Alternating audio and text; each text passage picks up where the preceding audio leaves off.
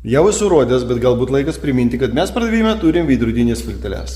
Ir šitame standuke mes matom veidrodinės plyteles, kurį mes palaikom sandėlį vietoj Vilniui. Tai yra plytelės 30x30, kvadratinės, trikampinės ir pusiniai trikampiai.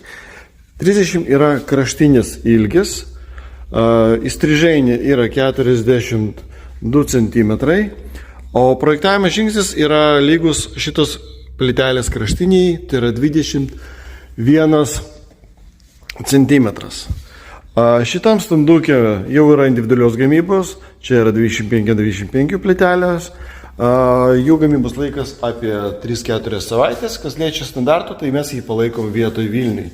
Šiaip yra galimybė gamintis nebūtinai tokiu dizainą, gali būti ir juostom, gali būti stačiakampiais, bet čia būtų jau individuali gamyba, darom projektą, pasirenkam facato plotį. Facatas tiesa yra va šitos briaunelis plotis.